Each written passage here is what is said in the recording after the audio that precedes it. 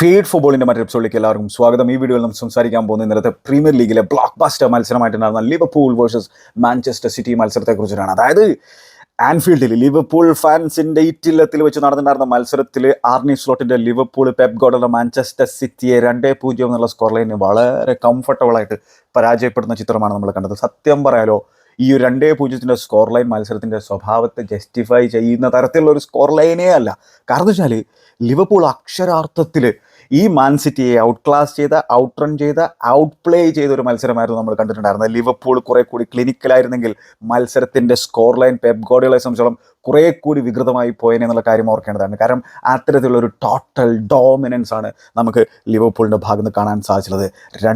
2-0 വിജയിച്ചുകാരിക്കുകയാണ്. Liverpool ഫാൻസിനെ സംബന്ധിച്ചോളം അവർ cloud 9 ഇങ്ങനെ ഇരിക്കുകയാണ്. കാരണം എന്ന് വെച്ചാൽ ദിവസങ്ങളുടെ ഗ്യാപ്പിലാണ് അവർ യൂറോപ്യൻ ചാമ്പ്യന്മാരെയും കറണ്ട് പ്രീമിയർ ലീഗ് ചാമ്പ്യന്മാരെയും വളരെ കംഫർട്ടബിളായിട്ട് ആൻഫീൽഡിൽ പരാജയപ്പെടുത്തിയിരിക്കുന്നത്. ആർണി സ്ലോട്ടെ, ചെങ്ങായി, നിങ്ങൾ എന്ത് പണിയാണ് എടുത്തുകൊണ്ടിരിക്കുന്നത്? What a week they had, what a season they are having. അതാണ് എന്താല്ലേ, ഒരു രക്ഷയില്ലാത്ത രീതിയിലുള്ള പെർഫോമൻസ് ആണ് കാഴ്ചവെച്ചുകൊണ്ടിരിക്കുന്നത്. അതിൽ തന്നെ ഇപ്പം 13 പ്രീമിയർ ലീഗ് മത്സരങ്ങൾ കഴിയുമ്പോൾ 34 പോയിന്റ്സ് ആണ് ലിവർപൂളിനുള്ളത്. രണ്ടാം സ്ഥാനത്ത് നിലവിലിരിക്കുന്നത് ആസ്നലാണ്. ആസ്നലിനും ചെൽസിക്കും ഒരേ പോയിന്റ്സ് ആണുള്ളത്, ഒരേ ഗോൾ ഡിഫറൻസ് ആണുള്ളത്. 25 പോയിന്റ്സ് ആണ് ആസ്നലും ചെൽസിക്കും ഉള്ളത്. അപ്പോൾ അവരുമായിട്ടുള്ള ഗ്യാപ്പ് എത്രയാണ്? 9 പോയിന്റ്സിൻ്റെ ഗ്യാപ്പ്. മാൻ സിറ്റിയുമായിട്ടുള്ള പോയിന്റ്സിൻ്റെ ഗ്യാപ്പ് എത്രയാണ്? 11 പോയിന്റ്സിൻ്റെ ഗ്യാപ്പ്. അപ്പോൾ ഇത്തരത്തിൽ പ്രീമിയർ ലീഗിൽ 13 മത്സരങ്ങൾ കഴിയുന്ന സാഹചര്യത്തിൽ ഈ ലിവർപൂളിനേക്കാൾ കൂടുതൽ പോയിന്റ്സിൻ്റെ ലീഡ് ഉണ്ടായിട്ടുണ്ടായിരുന്നത് മാഞ്ചസ്റ്റർ യുണൈറ്റഡിന് മാത്രമാണ്. അവർ ആ സീസണിൽ ടൈറ്റിൽ അടിക്കുന്നത് നമ്മൾ കണ്ടു. ഇനി വേറെ സംഭവം, ഈ 13 റൗണ്ട് ഓഫ് ഫിക്സറുകൾ കഴിഞ്ഞിട്ട് ഒരു 8 അല്ലെങ്കിൽ 8-ലധികമോ പോയിന്റിന്റെ ലീഡ് ഉണ്ടായിട്ട് ടൈറ്റിൽ അടിക്കാത്ത ഒരേ ഒരു സൈഡ് മാത്രമേ പ്രീമിയർ ലീഗിന്റെ ചരിത്രത്തിലുള്ളൂ. അത് 90കളിലെ ന്യൂകാസിൽ യുണൈറ്റഡ് ആണെന്നുള്ള കാര്യം ഓർക്കേണ്ടതാണ്. അവർക്ക് അന്ന് 8 പോയിന്റ്സ് ഉണ്ടായിരുന്നു, പക്ഷേ പിന്നീട് അവർ അവസാനം പിന്നെ കൊണ്ടു തോലക്കുന്ന ഒരു സിറ്റുവേഷൻ നമ്മൾ കണ്ടു. അപ്പോൾ എന്തായാലും ലിവർപൂളിനെ സംബന്ധിച്ചോളം നല്ലൊരു അഡ്വാൻറ്റേജ് കിട്ടിയിട്ടുണ്ട്. പക്ഷേ 13 മത്സരങ്ങൾ മാത്രമേ കഴിഞ്ഞിട്ടുള്ളൂ. അവർക്ക് ഇപ്പോൾ അവരുടെ ആ ഒരു ബാക്ക് ലൈനിൽ ഇഞ്ചുറി പ്രശ്നങ്ങൾ വന്നു ചേർന്നിട്ട് നമുക്ക് അറിയുന്നതാണ്. അവർ സമ്മർ ട്രാൻസ്ഫറിൻ്റെ കയ്യിൽ ആകെ KSA മാത്രമേ സൈൻ ചെയ്തിട്ടുള്ളൂ. പുള്ളിക്കാരനാണെങ്കിൽ ഇഞ്ചുറി പ്രോൺ ആയിട്ടുള്ള ഒരു പ്ലെയർ ആണെന്നുള്ള കാര്യം, വേറെ സൈനിങ്ങളോ കാര്യങ്ങളോ ഒന്നും അവർ നടത്തിയിട്ടില്ല എന്നുള്ളത് ഓർക്കേണ്ടതാണ്. പക്ഷേ എന്താണ്, യോഗൻ ക്ലോപ്പ് എന്ന് പറയുന്ന ആ ഒരു ചെങ്ങായി ഉണ്ടല്ലോ, ആ ഒരു ലെജൻഡറി മാനേജർ, ആ ചെങ്ങായി ഈ ആൻഫീൽഡിലെ പടിയിറങ്ങി പോകുന്ന സാഹചര്യത്തിൽ ടീമിനെ നല്ല ഷേപ്പിലാക്കിയിട്ടാണ് ആർണി സ്ലോട്ടിന് കൊടുത്തിട്ടുള്ളത് എന്നുള്ള കാര്യം ഓർക്കണം. അല്ലാതെ വേറെ പല മാനേജർമാരും പടിയിറങ്ങി പോകുന്ന സിറ്റുവേഷനിൽ ടീമിൻ്റെ സ്ഥിതി ചിലപ്പോൾ വിചാരിച്ച പോലെ ആയിരിക്കില്ല, അല്ലെങ്കിൽ അത്ര ഹെൽത്തി ആയിട്ടുള്ള സിറ്റുവേഷനിലായിരിക്കില്ല. അങ്ങനെയല്ല യോഗൻ ക്ലോപ്പ് അവിടുന്ന് പടിയിറങ്ങി പോയിട്ടുള്ളത്. അപ്പോൾ അത് ആർണി സ്ലോട്ടിനെ സംബന്ധിച്ചോളം കുറേ കൂടി കാര്യങ്ങൾ എളുപ്പമാക്കി. പക്ഷേ എന്താണ്, അദ്ദേഹം ചെയ്തുകൊണ്ടിരിക്കുന്ന പണിക്ക് അദ്ദേഹത്തിന് തന്നെയാണ് ക്രെഡിറ്റ് കൊടുക്കേണ്ടതായിട്ടുള്ളത്. അതിൽ വേറെ ആർക്കും ഒരു ക്രെഡിറ്റും എടുക്കാൻ അവകാശമില്ല എന്നുള്ളതാണ്. കാരണം അവരുടെ ആ ഒരു ശൈലിയിലേക്ക് തന്നെ നമ്മൾ ഉറ്റുനോക്കേണ്ടതായിട്ടുണ്ട്. അപ്പോൾ എന്തായാലും ഞാൻ പറഞ്ഞു വരുന്നത്, സീസൺ പകുതി പോലും ആയിട്ടില്ല. ഇനിയും 25 റൗണ്ട് ഓഫ് ഫിക്സ്ചറുകൾ പ്രീമിയർ ലീഗിൽ ബാക്കിയുണ്ട്. പക്ഷേ വളരെ ഹെൽത്തി ആയിട്ടുള്ള ലീഡാണ്. വളരെ നല്ലൊരു അഡ്വാൻറ്റേജ് ലിവർപൂളിന് തുടക്കത്തിൽ നേടിയെടുക്കാൻ സാധിച്ചിട്ടുണ്ട്. നല്ല രീതിയിൽ തുടങ്ങിയിട്ടുണ്ട്. ഇനി എങ്ങനെ അവർ അവസാനിക്കുന്നു അല്ലെങ്കിൽ അവസാനിപ്പിക്കുന്നു എന്നുള്ളതാണ് ഏറ്റവും ഇമ്പോർട്ടൻ്റ് ആയിട്ടുള്ള സംഭവം. അപ്പോൾ എന്തായാലും ലിവർപൂൾ ഫാൻസ് സംബന്ധിച്ചോളം ഈ മൊമെൻറ്റ് എൻജോയ് ചെയ്യുക അത്ര തന്നെയാണ്. അപ്പോൾ ആൻഫീൽഡിൽ പെപ് ഗോർഡിയോളയെ സംബന്ധിച്ചോളം അല്ലെങ്കിലും അത്ര നല്ല റെക്കോർഡൊന്നുമില്ല. 10 മത്സരങ്ങൾ ഓൾ കോമ്പറ്റീറ്റീവ് ചെങ്ങായി അവിടെ കളിച്ചിട്ടുണ്ട്. ഒരേ ഒരു വിജയം മാത്രമേ കരസ്ഥമാക്കാൻ സാധിച്ചുള്ളൂ. അത് എൻ്റെ ഓർമ്മ ശരിയാണെങ്കിൽ ആ ഒരു കോവിഡ് സീസണിലായിരുന്നു എന്നാണ് എനിക്ക് തോന്നുന്നത്. ആൻഫീൽഡിലെ ക്രൗഡ് ഇല്ലാത്ത സിറ്റുവേഷനിൽ. അത് തെറ്റാണെങ്കിൽ അത് തിരുത്തുക, കമൻറ്റ് ബോക്സിൽ നിങ്ങൾക്ക് കമൻറ്റ് അറിയിക്കാം. ഒറ്റ വിജയം മാത്രമേ പെപ്പിന് ആൻഫീൽഡിൽ വന്നിട്ട് നേടിയെടുക്കാൻ സാധിച്ചിട്ടുള്ളൂ. 6 പരാജയങ്ങൾ ഏറ്റുവാങ്ങിയിട്ടുണ്ട്, 3 സമനിലകൾ വഴങ്ങിയിട്ടുണ്ട്. അപ്പോൾ എന്തായാലും അത്ര ഒരു ഹാപ്പി ഹണ്ടിങ് പ്ലേസ് അല്ല പെപ്പിനെ സംബന്ധിച്ചിടത്തോളം. എന്തായാലും എപ്പോഴൊക്കെ പെപ് ഗോർഡിയുടെ ടീം ആൻഫീൽഡിലേക്ക് വരുമ്പോഴും കോമ്പീറ്റ് ചെയ്യാൻ ശ്രമിക്കാറുണ്ട്. അങ്ങനെ എന്താണ്, 2 ബെസ്റ്റ് ടീമുകൾ ഏറ്റുമുട്ടുന്നു, എന്നിട്ട് അതിൽ അന്ന് ബെറ്റർ ടീമായിട്ടുള്ള സൈഡ് വിജയിച്ചു കയറുന്നു. അതാണ് നമുക്ക് പാസ്റ്റിൽ കാണാൻ പറ്റുന്ന ഒരു സംഭവം ഉണ്ടായിരുന്നത്. പക്ഷേ ഇന്നലെ എന്താണ് സംഭവിച്ചതെന്ന് വെച്ചാൽ കംപ്ലീറ്റ്ലി ഈ പെപ്പിൻ്റെ ടീമിനെ ഡിസ്ട്രോയ് ചെയ്യുന്നതാണ് നമുക്ക് കാണാൻ സാധിച്ചത്. കംപ്ലീറ്റ്ലി ഡിസ്മാൻഡിൽ ചെയ്യുന്നതാണ് നമുക്ക് കാണാൻ സാധിച്ചത്. ഫസ്റ്റ് ഹാഫിൽ ഒരേ ഒരു അറ്റംപ്റ്റ് മാത്രമേ പെപ്പിൻ്റെ ടീം നടത്തിയിട്ടുള്ളൂ. അതും വരുന്നത് 39ാമത്തെ മിനിറ്റിലെങ്ങാനുമാണ്. ഒന്ന് ആലോചിച്ച് നോക്കിയാൽ, അതായത് complete dominance from the very first minute നമുക്ക് ലിവർപൂളിൻ്റെ ഭാഗത്ത് കാണാൻ സാധിക്കുകയാണ്. മാൻ സിറ്റിയുടെ ബിൽഡപ്പിനെയൊക്കെ ലിവർപൂളിൻ്റെ പ്രസ്സിങ് കൊണ്ട് അവർ ഇങ്ങനെ ശ്വാസം മുട്ടിക്കുന്ന ചിത്രമാണ് നമുക്ക് കാണാൻ സാധിച്ചിട്ടുണ്ടായിരുന്നത്. മാത്രമല്ല മത്സരത്തിൻ്റെ 20 മിനിറ്റിൽ തന്നെ ലിവർപൂൾ 7 അറ്റംപ്റ്റുകൾ നടത്തിയിട്ടുണ്ടായിരുന്നു. അതായത് ഒരു പെപ് ഗോർഡിയോളയുടെ സൈഡിനെതിരെ ഇത്തരത്തിൽ മത്സരത്തിൻ്റെ 20 മിനിറ്റിൽ തന്നെ 7 അറ്റംപ്റ്റുകൾ നടത്തുന്നത് ആദ്യമായിട്ടാണ് പ്രീമിയർ ലീഗിൽ എന്നുള്ള കാര്യം ഓർക്കേണ്ടതായിട്ടുണ്ട്. അപ്പോൾ അത്തരത്തിൽ അവർ തുടങ്ങുന്നത് തന്നെ എന്താണ്, ഓൾറെഡി പരാജയപ്പെട്ട പോലെയായിരുന്നു എന്നുള്ള കാര്യം ഓർക്കേണ്ടതായിട്ടുണ്ട്. അപ്പോൾ അത് തന്നെയാണ് എടുത്തു പറയേണ്ടതായിട്ടുള്ള സംഭവം. ഈ പെപ് ഗാർഡിയോള മാൻ സിറ്റി മത്സരത്തിലേക്ക് പോകുന്ന സിറ്റുവേഷൻ നമുക്കറിയുന്നതാണ്, കോൺടെക്സ്റ്റ് നമുക്കറിയുന്നതാണ്. കാരണം ഭയങ്കര ഡിസ്മൽ ഫോമിലാണ്, തുടർച്ചയായി പരാജയങ്ങൾ ഏറ്റുവാങ്ങിക്കൊണ്ടാണ്, വിൻലെസ് റണ്ണിലൂടെ പോയിക്കൊണ്ടിരിക്കുകയാണ്. ചാമ്പ്യൻസ് ലീഗിലാണെങ്കിൽ 3 ഗോളുകളുടെ ലീഡ് കളഞ്ഞു കുളിക്കുന്നത് നമ്മൾ കണ്ടതാണ്. അപ്പോൾ അത്തരത്തിൽ എന്താണ് കോൺഫിഡൻസ് എന്ന് പറഞ്ഞാൽ പാതാളത്തിലാണെന്നുള്ള കാര്യം നമുക്കറിയാം. അപ്പോൾ ഈ മത്സരം തുടങ്ങുന്നതിന് മുമ്പ് തന്നെ പലരും പ്രതീക്ഷിക്കുന്ന എന്താണ്, മാൻ സിറ്റി മത്സരത്തിൽ പരാജയപ്പെടുന്നത് തന്നെയാണ്. ലിവർപൂളിൻ്റെ ഫോം അത്തരത്തിലാണ്, അവരുടെ കോൺഫിഡൻസ് അത്തരത്തിലാണ്. അവരാണെങ്കിൽ യൂറോപ്യൻ ചാമ്പ്യന്മാരൊക്കെ പരാജയപ്പെടുത്തിക്കൊണ്ടാണ് ഈ മത്സരത്തിലേക്ക് വരുന്നത്. അവർക്കും ഇഞ്ചുറി പ്രശ്നങ്ങളൊക്കെ ഉണ്ട്, ബാക്ക് ലൈനിൽ ഇഞ്ചുറി പ്രശ്നം കാര്യങ്ങളൊക്കെ ഉണ്ട്. പക്ഷേ എന്താണ്, മിക്കവാറും എല്ലാവരും പ്രതീക്ഷിക്കുന്നത് ലിവർപൂളിൻ്റെ വിജയം തന്നെയാണ്. അത് തന്നെയാണ് നമുക്ക് കാണാൻ സാധിച്ചത്. അത് തന്നെയാണ് മാൻ സിറ്റിയുടെ പ്രശ്നമുള്ളത്. കാരണം ഇത്തരത്തിൽ ഒരു പെപ് ഗാർഡിയോള ടീം ഈ മത്സരത്തിൽ പരാജയപ്പെടുന്നുള്ളത് ഉറപ്പിച്ച് പറയാൻ ഇതിനു മുമ്പ് ആർക്കെങ്കിലും ഏതെങ്കിലും ഒരു മത്സരത്തിന് മുമ്പ് സാധിച്ചിട്ടുണ്ടോ എന്നുള്ളത് സംശയകരമായിട്ടുള്ള സംഭവമാണ്. അപ്പോൾ ആ രീതിയിലാണ് ഇപ്പോൾ ഈ ഒരു മാൻ സിറ്റി ക്രൈസിസ് നേരിടുന്നുള്ള കാര്യം ഓർക്കേണ്ടതായിട്ടുണ്ട്. കോൺഫിഡൻസ്, ആ ഒരു സൈക്കോളജിക്കൽ അഡ്വാൻറ്റേജ് അവർക്കുണ്ടായിരുന്നു പല മത്സരങ്ങളിലും, അതില്ലാണ്ടായിരിക്കുകയാണ്. അപ്പോൾ ഇനി ഇതിൽ നിന്ന് ഉയർത്തെഴുന്നേൽക്കണം. അപ്പോൾ പെപ്പിനെ സംബന്ധിച്ചിടത്തോളം ഇതിനു മുമ്പ് അദ്ദേഹം നേരിട്ടുള്ള ഒരു സംഭവമല്ല, ഇത്തരത്തിലൊരു ടെറിട്ടറിയിൽ അദ്ദേഹം പോയി പെട്ടിട്ടില്ല ഇതുവരെ. അപ്പോൾ ഇതൊരു പുതിയ സംഭവമാണ് പെപ്പിനെ സംബന്ധിച്ചിടത്തോളം, അദ്ദേഹത്തിൻ്റെ കോച്ചിങ് കരിയറിൽ തന്നെ. കാരണം തുടർച്ചയായി 7 മത്സരങ്ങൾ വിൻലെസ് എന്ന് പറഞ്ഞാൽ അതിനു മുമ്പ് സംഭവിച്ചിട്ടേ ഇല്ല എന്നുള്ള കാര്യം ഓർക്കണം. തുടർച്ചയായി 4 പ്രീമിയർ ലീഗ് മത്സരങ്ങൾ പരാജയപ്പെട്ടിരിക്കുകയാണ്. അപ്പോൾ ഇനി ഇതിൽ നിന്ന് എങ്ങനെ കരകയറും? പെപ്പ് ജീനിയസ് കോച്ചാണ്, നമുക്ക് എല്ലാവർക്കും അറിയുന്നതാണ്. അപ്പോൾ അദ്ദേഹം എന്ത് സൊല്യൂഷൻ കണ്ടെത്തും എന്നുള്ളത് കാണാൻ നമുക്കൊക്കെ ആകാംക്ഷയുണ്ട്. അവരിപ്പോൾ നിലവിൽ ടേബിളിൽ 5ാം സ്ഥാനത്താണ് ഇരിക്കുന്നത്.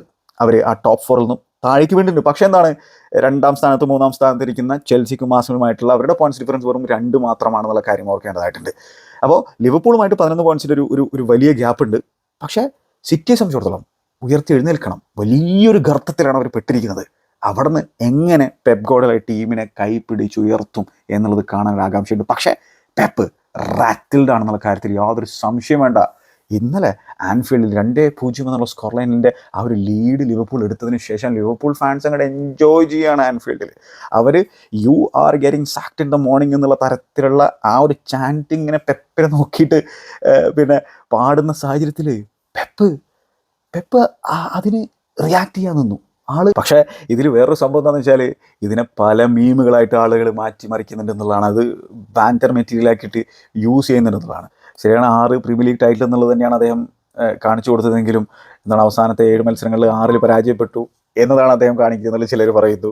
അതേപോലെ തന്നെ എന്താണ്, 6 മത്സരങ്ങൾ ആൻഫീൽഡിൽ പരാജയപ്പെട്ടു, അതാണ് നിങ്ങൾ കാണിക്കുന്നത് എന്നുള്ള രീതിയിലുള്ള പല മീം മെറ്റീരിയലുകളും ബാൻഡുകളും വരുന്നുണ്ട്. അപ്പോൾ ഇനി എന്തായാലും ഈ പെപ്പ് എങ്ങനെ ടീമിനെ ഉയർത്തിയെഴുന്നേൽപ്പിക്കുന്നത് കാണാൻ ആകാംക്ഷയുണ്ട്. അടുത്ത മത്സരം നോട്ടിംഗ്ഹാം ഫോറസ്റ്റിനെതിരെയാണ്. അപ്പോൾ റൂബൻ ഡിയാസൊക്കെ തിരിച്ച് ആ ഡിഫൻസിലേക്ക് വന്നിട്ടുണ്ട്. ഇന്നലത്തെ മത്സരത്തിൽ ആൾക്കും ഒന്നും ചെയ്യാൻ പറ്റിയിട്ടുണ്ടായിരുന്നില്ല, ആളും മിസ്റ്റേക്ക് വരുന്നത് നമുക്ക് കാണാൻ സാധിച്ചിട്ടുണ്ടായിരുന്നു. അപ്പോൾ കളക്റ്റീവ്ലി ആ ടീമിൽ പ്രശ്നങ്ങളുണ്ട്. മിഡ്ഫീൽഡ് ഒരു പ്രധാന പ്രശ്നമായിട്ട് തുടരുന്നൊരു സാഹചര്യം തന്നെയാണ്. പിന്നെ അദ്ദേഹത്തിൻ്റെ ചോയ്സസ്, ചില തീരുമാനങ്ങളും ചില ടാക്ടിക്കൽ സെറ്റപ്പും ഒക്കെ ക്വസ്റ്റ്യനബിൾ തന്നെയാണ്, അത് വേറെ കാര്യം.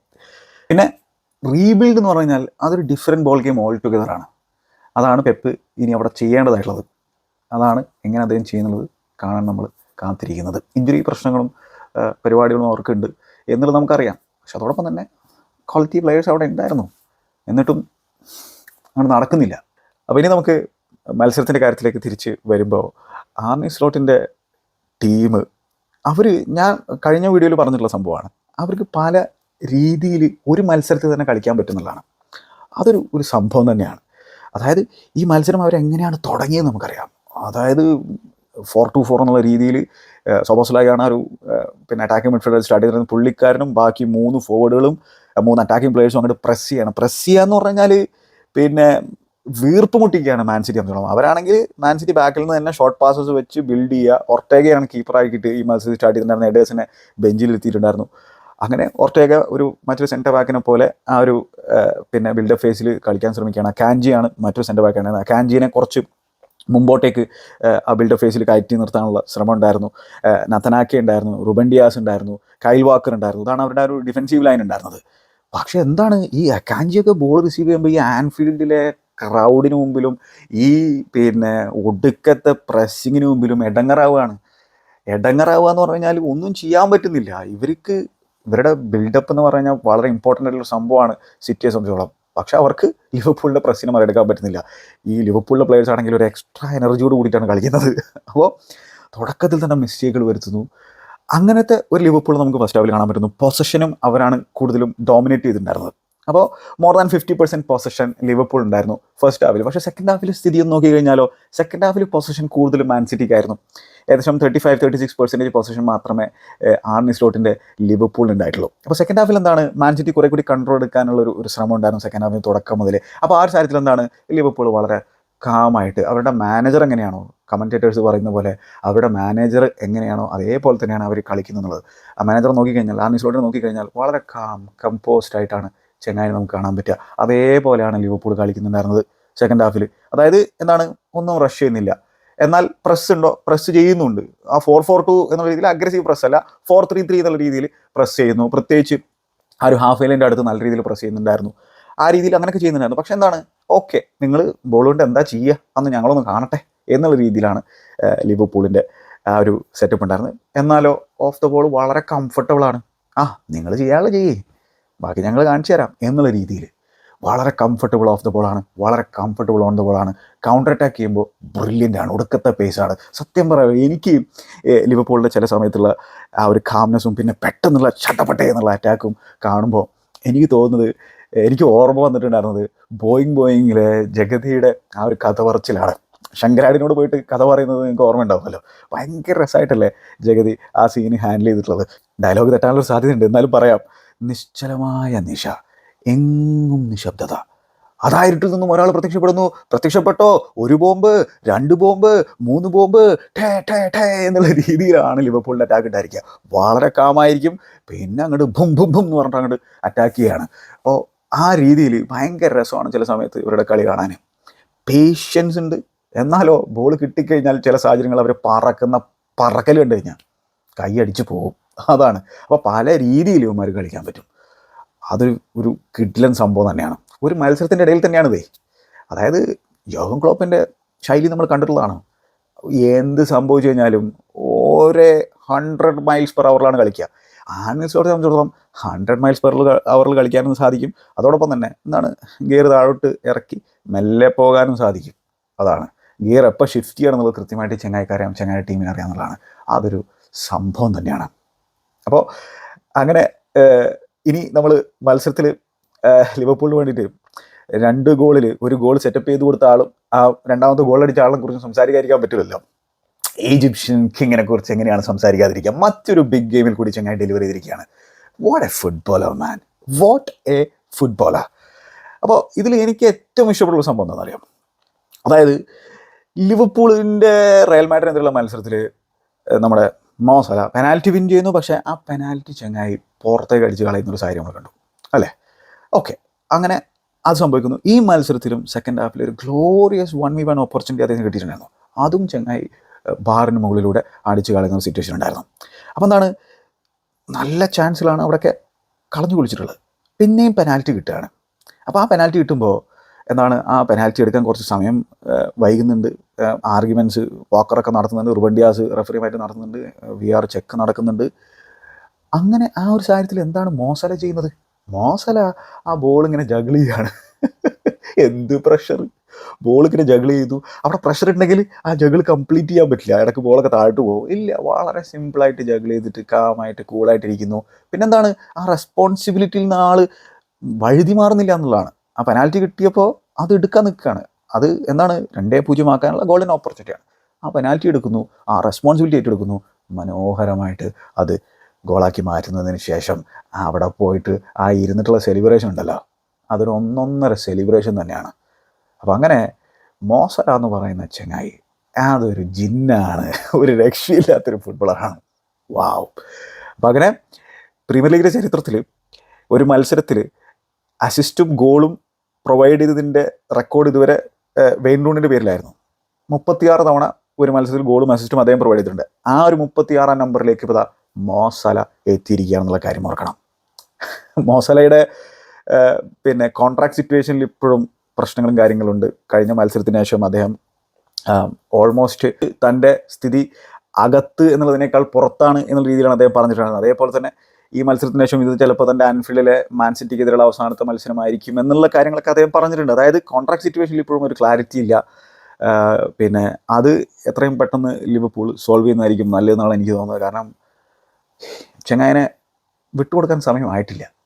അതാണ് ഈസിലി 1-2 കൊല്ലങ്ങൾ കൂടി അദ്ദേഹത്തിൻ്റെ ഗെയിമിലുണ്ടായിരിക്കും. അതും ഈ ഹൈ ലെവൽ ഫുട്ബോൾ തന്നെ അദ്ദേഹം കാഴ്ചവെക്കും എന്നുള്ളത് തന്നെയാണ് ഞാൻ പ്രതീക്ഷിക്കുന്നത്. ഇനി മോശയുടെ കാര്യം മാത്രമല്ല, വാൻ ഡൈക്കിൻ്റെ കാര്യത്തിൽ സൊല്യൂഷൻ കണ്ടെത്തണം, ട്രെൻഡിൻ്റെ കാര്യത്തിൽ സൊല്യൂഷൻ കണ്ടെത്തണം. ഈ 3 പേരും ഇന്നലെ വേറെ ലെവൽ പെർഫോമൻസ് തന്നെയാണ് കാഴ്ചവെച്ചുള്ളത്. വെർജിൽ വാൻ ഡൈക്കൊക്കെ എന്തായിരുന്നു, ഒരു മിസ്റ്റേക്ക് വരുത്തി, ഒരൊറ്റ മിസ്റ്റേക്ക്. അത് ഓവർ കോൺഫിഡൻസ്, വളരെ കാഷ്വലായിട്ട് 2-0 ലീഡിലിരിക്കുന്ന സാഹചര്യത്തിൽ നടത്തിയിട്ടുള്ളൊരു സംഭവമാണ്.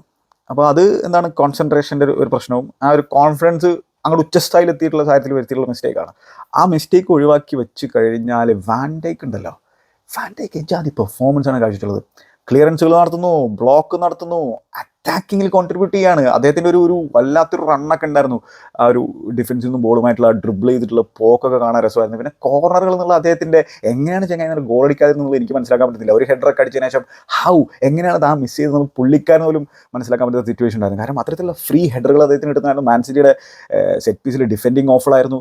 വാൻ ഡൈക്ക് നമ്മുടെ ഹാലണ്ടിനെ പിടിച്ച് പോക്കറ്റിലാക്കി എന്നുള്ളത് തന്നെയാണ്. അപ്പോൾ മറ്റൊരു ബിഗ് ഗെയിമിൽ കൂടി ഹാലണ്ട് ഒന്നും ചെയ്യാത്തതാണ് ഇപ്പോൾ നമ്മൾ കണ്ടുകൊണ്ടിരിക്കുന്നത്. അപ്പോൾ ഇത് ഇപ്പോൾ സ്വാഭാവികമായിട്ടും ഇനി മൊത്തത്തിലുള്ള മാൻ സിറ്റിയുടെ സെറ്റപ്പിൽ പ്രശ്നമുണ്ട്. അപ്പോൾ കാര്യമായിട്ടുള്ള സർവീസോ കാര്യങ്ങളോ ഒന്നും ഹാലണ്ടിന് കിട്ടുന്നില്ല, അത് വേറെ കാര്യം. പക്ഷേ ഇത് നമ്മൾ ഇപ്പോൾ ഒരുപാട് തവണ കണ്ടിരിക്കുന്ന ഒരു ചിത്രമാണ്. അതായത് ഹാലണ്ട് ബിഗ് ഗെയിമിൽ ഇമ്പാക്റ്റ് ഉണ്ടാക്കാത്തത്. അവർ സെറ്റിലായിട്ടുള്ള സൈഡായിരിക്കുന്ന സാഹചര്യത്തിലും ബിഗ് ഗെയിംസിൽ ഹാലണ്ടിന് ഇമ്പാക്റ്റ് ഉണ്ടാക്കാൻ പറ്റുന്നുണ്ടായിരുന്നില്ല. ഈ മത്സരത്തിലും അതിന് ഒരു തരത്തിലുള്ള ഇമ്പാക്റ്റ് ഉണ്ടാക്കാൻ പറ്റില്ല. വാൻ ഡൈക്ക് 3 അറ്റംപ്റ്റുകൾ നടത്തിയിട്ടുണ്ട്. ഹാലണ്ട് ആകെ 2 അറ്റംപ്റ്റുകൾ ഈ മത്സരത്തിൽ നടത്തിയിട്ടുള്ളൂ. അതും ബ്ലോക്ക്ഡ് അറ്റംപ്റ്റുകളൊക്കെ ആയിരുന്നു എന്നുള്ള കാര്യം ഓർക്കേണ്ടതായിട്ടുണ്ട്. അപ്പോൾ എന്താണ്, ഇനിയിപ്പോൾ അധികം പിന്നെ ചാനൽ റണ്ണുകളൊന്നും നടത്തുന്നുണ്ടായിരുന്നില്ല, അല്ലെങ്കിൽ അധികം ലോങ് ബോളുകളോ കാര്യങ്ങളോ ഒന്നും മാൻ സിറ്റി കൊടുക്കുന്നുണ്ടായിരുന്നില്ല. ഇനിയിപ്പോൾ അഥവാ കൊടുക്കുകയാണെങ്കിൽ തന്നെ വാൻ ഡൈക്ക് ഒരു സ്നിഫ് കൊടുക്കണ്ടേ ചങ്ങായിക്ക്. വാൻ ഡൈക്ക് കാലുയർത്തിക്കൊണ്ട് അത് ഹാലണ്ടിലേക്ക് എത്തുന്നതിന് മുമ്പ് അതൊക്കെ വിൻ ചെയ്യുന്നു. ഹാലണ്ട് ഒന്നും ചെയ്യാൻ പറ്റുന്നില്ല. വാൻ ഡൈക്ക് ചെങ്ങായിനെ പോക്കറ്റിലാക്കിയിട്ടേ, എന്നിട്ട് അതിൻ്റെ മുകളിൽ മറ്റൊരു ഷോട്ട്സ് കൂടി എടുത്തിട്ടു. അപ്പോൾ എന്താണ്, കംപ്ലീറ്റ്ലി ശ്വാസം മുട്ടുകയാണ് ഹാലണ്ട് സംബന്ധിച്ചിടത്തോളം. ഒരു രക്ഷയില്ല. ഗോമസാണ് വാൻ ഡൈക്കിൻ്റെ പാർട്ണറായിട്ടുണ്ടായിരുന്നത്. കൊനാറ്റയ്ക്ക് ഇഞ്ചുറി പറ്റിയിരിക്കുകയാണ്. അപ്പോൾ എന്നിട്ടോ ഗോമസ് സംബന്ധിച്ചിടത്തോളം കംപ്ലീറ്റ് റെസ്പോൺസിബിലിറ്റി ചങ്ങായിയുടെ ഏറ്റെടുക്കുകയാണ് വാൻ ഡൈക്ക്. എല്ലാത്തിലും, എല്ലാ സിറ്റുവേഷനിലും റൈറ്റ് പ്ലേസിൽ നിൽക്കാൻ അദ്ദേഹം ഉണ്ടായിരുന്നു. ക്ലിയറൻസ് നടത്തുമ്പോഴും ഒക്കെ സിമ്പിളായിട്ട് നമുക്ക് തോന്നും. പക്ഷേ അതിന് ഒടുക്കത്തെ ഇൻ്റലിജൻസ് വേണം, ഒടുക്കത്തെ ഗെയിം റീഡിങ് എബിലിറ്റി വേണം. അതാണ് ഏറ്റവും കൂടുതൽ വാൻ ഡൈക്കിനുള്ളത്, ഗെയിം റീഡിങ് എബിലിറ്റി. ബേസിക്സ് വളരെ സിമ്പിളായിട്ട് ചെയ്യുന്നു. ചില സാഹചര്യങ്ങൾ എന്താണ്, ത്രോയിനിലേക്ക് കടിച്ച് കളയുന്നൊക്കെ ഉണ്ടായിരുന്നു. കാരണം അവിടെ ആ സിറ്റുവേഷനിൽ ചെയ്യേണ്ടത് അതാണ്. അപ്പോൾ എന്താണ് ഏത് സിറ്റുവേഷനിൽ ചെയ്യണമെന്ന് കൃത്യമായിട്ട് അറിയുമായിരുന്നു. അവരൊറ്റ മിസ്റ്റേക്ക് മാറ്റി നിർത്തി കഴിഞ്ഞാൽ ഈ ഹാഡ് ആൻ അൺബിലീവബിൾ ഗെയിം. ഒരു രക്ഷയില്ലാത്ത മത്സരം. പിന്നെ മിഡ്ഫീൽഡിൽ Gravenberch again had a great game. Mac Allister നല്ല രീതിയിൽ സപ്പോർട്ട് ചെയ്യുന്നു. 1-2 സിറ്റുവേഷനിൽ പൊസിഷൻ നഷ്ടപ്പെടുന്ന സിറ്റുവേഷനൊക്കെ ഉണ്ടായിരുന്നു. പക്ഷേ സ്റ്റിൽ മക്കാലിസ്റ്റർ നല്ല രീതിയിൽ കളിച്ചിട്ടുണ്ട്. സൊബോസ്ലായി നല്ല രീതിയിൽ അദ്ദേഹത്തിൻ്റെ എനർജി യൂട്ടിലൈസ് ചെയ്തിട്ടുണ്ട്. ലൂയിസ് ഡിയാസ് ആണ് ഫോൾസ് 9 കളിച്ചിട്ടുണ്ടായിരുന്നു. ഗാക്പോ ലെഫ്റ്റിൽ. ലൂയിസ് ഡിയാസ് എന്താണ് വിചാരിച്ച രീതിയിലുള്ള ആ ഒരു ഇമ്പാക്റ്റ് ആ 9 റോളിൽ ഉണ്ടാക്കിയിട്ടുണ്ടോ എന്ന് വെച്ച് കഴിഞ്ഞാൽ ഇല്ല. പക്ഷേ എന്താണ്, അദ്ദേഹം ടയർലെസ് ആയിട്ട് വർക്ക് ചെയ്തിട്ടുണ്ട്. ആ പ്രസ്സിങ്ങിൽ അദ്ദേഹമൊക്കെ കാണിച്ചിട്ടുള്ള ആ ഒരു എനർജിയും കാര്യങ്ങളൊക്കെ വളരെ വളരെ ഇമ്പോർട്ടൻ്റ് ആയിരുന്നു എന്നുള്ള കാര്യം ഓർക്കേണ്ടതായിട്ടുണ്ട്. ഗാക്പോ മത്സരത്തിൽ ആദ്യത്തെ ഗോൾ അടിക്കുന്ന ഗാക്പോ ആണ്. ഗാക്പോക്ക് വേറെയും ഓപ്പർച്യൂണിറ്റീസും കാര്യങ്ങൾ കിട്ടിയിട്ടുണ്ടായിരുന്നു. പക്ഷേ ഗാക്പോ ഇപ്പോൾ എന്താ ചെങ്ങാനെ സംബന്ധിച്ചിടത്തോളം റയലിനെതിരെയും മാൻ സിറ്റിക്കെതിരെയും ബാക്ക് ടു ബാക്ക് മത്സരങ്ങൾ ഗോൾ വെച്ചിരിക്കുകയാണ്. അതുപോലെ ഡിഫൻസിൽ Robertson had a good game. ട്രെൻഡിൻ്റെ ഡീപ്പ് ആ ഒരു ഏരിയയിൽ നിന്നുള്ള ലോങ് ബോളുകൾ, വാവ്, ആ ഒരു ലോങ് ബോളിലാണ് ഫസ്റ്റ് ഗോൾ പിറക്കുന്നതെന്നുള്ള കാര്യം ഓർക്കേണ്ടതായിട്ടുണ്ട്. അങ്ങനെ ഈവൻ ബെഞ്ചിൽ വന്നിട്ടുള്ള ഡാർവിൻ ന്യൂനസ് ബെഞ്ചിൽ വന്നിട്ട് അധികം മിനിറ്റ്സ് കിട്ടിയിട്ടില്ലല്ലോ അദ്ദേഹത്തിന് ഇമ്പാക്റ്റ് ഉണ്ടാക്കാൻ. പക്ഷേ എന്താണ്, പിന്നെ ഒരു മാൻ സിറ്റിയുടെ ഒരു അറ്റാക്കിനെ തടഞ്ഞിട്ട് അത് കോർണറിലേക്ക് പോകുന്ന സാഹചര്യത്തിൽ അദ്ദേഹം കാണിക്കുന്ന പാഷൻ, പിന്നെ ഹെഡർ ക്ലിയറൻസ്, എന്നതിന് ശേഷം അദ്ദേഹം ആ ഒരു തൻ്റെ ബോക്സിൽ നിന്ന് ഒരു വല്ലാത്തൊരു റൺ നടത്തിക്കൊണ്ട് എനിക്കൊന്ന് റുബൻ ഡിയാസിനെയാണോ ഒരു ചാലഞ്ച് നടത്താൻ, സ്ലൈഡിങ് ടാക്കിൾ നടത്താനുള്ള ശ്രമം നടത്തിയിരുന്നത്. അപ്പോൾ അത്തരത്തിൽ എന്താണ് ഡാർവിൻ ന്യൂനസും ആ ഒരു എനർജി കൊണ്ടുവരുന്നുണ്ടായിരുന്നു. അതുപോലെ തന്നെ ഡാർവിൻ ന്യൂനസ് വന്നുള്ള സാഹചര്യത്തിൽ ലൂയിസ് ഡിയാസ് ആണ് ആ ഒരു ലെഫ്റ്റ് സൈഡ് കളിക്കുന്നത്. പിന്നെ അതേപോലെ തന്നെ RNA സ്ലോട്ടിൻ്റെ in game management fantastic ആണെന്നുള്ള കാര്യം ഓർക്കേണ്ടതായിരുന്നു. കാരണം എന്ന് വെച്ചാൽ ട്രെൻഡ് സംബന്ധിച്ചോളം 90 മിനിറ്റ്സ് കളിക്കേണ്ട തരത്തിലുള്ള ഒരു പാകത്തിലേക്ക് ആയിട്ടില്ല ഫിറ്റ്നസ് വൈസ്. മാത്രമല്ല ഡോക്കുവിനെ സിറ്റി ഇൻട്രൊഡ്യൂസ് ചെയ്തതോട് കൂടിയിട്ട് എന്താണ് ട്രെൻഡ് കുറച്ചൊന്ന് ഇടങ്ങറാവുന്നുണ്ടായിരുന്നു. അതുവരെ മാറ്റിയാസ് ന്യൂനസിനെയാണ് ചെങ്ങായി ഹാൻഡിൽ ചെയ്തിട്ടുണ്ടായിരുന്നത്. മാറ്റിയാസ് ന്യൂനസ് ഈ ട്രെൻഡിൻ്റെ പോക്കറ്റിലായിരുന്നു. മാറ്റിയാസ് ന്യൂനസ് ആണെന്ന് അല്ല ലെഫ്റ്റ് വിങ്ങിൽ കളിച്ചിട്ടുണ്ടായിരുന്നു. പിന്നെ ഡോക്ക് വരുന്നു. ഡോക്ക് ഇത്തിരി ഒന്ന് ഇടങ്ങറുണ്ടാക്കുന്നുണ്ടായിരുന്നു. 1-2 സിറ്റുവേഷനിലൊക്കെ ട്രെൻഡിനെ മറികടന്ന് പോകുന്നുണ്ടായിരുന്നു. 1-2 സിറ്റുവേഷനിൽ ട്രെൻഡ് ഡോക്കിനെ പിന്നെ ഹാൻഡിലൊക്കെ ചെയ്തിട്ടുണ്ടായിരുന്നു. പക്ഷേ എന്താണ് അത് മണത്തിട്ട് ആ ഒരു പ്രശ്നം മനസ്സിലാക്കിയപ്പോൾ അദ്ദേഹത്തെ പിൻവലിച്ചിട്ട് ഡിഫൻഡറായിട്ടുള്ള ക്വാൻസയെ കൊണ്ടുവരുന്നു. ക്വാൻസ റൈറ്റ് ബാക്കായിട്ട് കളിക്കുന്നു. പിന്നെ ഡോക്കുവിന് കാര്യമായിട്ടൊന്നും അങ്ങോട്ട് ചെയ്യാനൊന്നും സാധിച്ചില്ല. ഇപ്പുറത്ത് സവീനയും കൊണ്ടുവന്നിട്ടുണ്ടായിരുന്നു പെപ് ഗോർഡിയോള എന്നുള്ള കാര്യമാണ്. സവീനയ്ക്കും കാര്യമായിട്ടുള്ള ഒരു ഇമ്പാക്റ്റ് ഒന്നും ഉണ്ടാക്കാൻ സാധിച്ചിട്ടില്ല. അപ്പോൾ അത്തരത്തിൽ ഇൻ ഗെയിം മാനേജ്മെൻറ്റ് അതും പിന്നെ ആർനെ സ്ലോട്ടിനെ സംബന്ധിച്ചോളം ഫാന്റാസ്റ്റിക് ആണെന്നുള്ള കാര്യം ഓർക്കേണ്ടതായിട്ടുണ്ട്. ഇനി നമ്മൾ മത്സരത്തിൻ്റെ ഇവൻറ്റ്സിലേക്ക് കടന്നു കഴിഞ്ഞാൽ ഞാൻ പറഞ്ഞല്ലോ ഈ 12ാമത്തെ മിനിറ്റിലാണ് ലീഡ് എടുക്കുന്നത് ലിവർപൂൾ. അതിന് മുമ്പേ തന്നെ 2 ഗോളുകൾ അടിക്കാനുള്ള അവസരങ്ങൾ അവർക്ക് കിട്ടിയിട്ടുണ്ടായിരുന്നു. ഈ ലിവർപൂളിൻ്റെ പ്രസ്സിങ്ങിന് മുമ്പിൽ ഇൽക്കായ് ഗുണ്ടോൻ ആ ഒരു മിഡ് ഏരിയയിൽ പിന്നെ ബോൾ നഷ്ടപ്പെടുന്ന ഗ്രാവൻബർഗാണ് അദ്ദേഹത്തിൻ്റെ അടുത്ത് പൊസഷൻ വിൻ ചെയ്യുന്നത്. എന്നതിന് ശേഷം ആ ബോൾ പിന്നെ ഗാക്പോയിലേക്ക് എത്തുന്നു.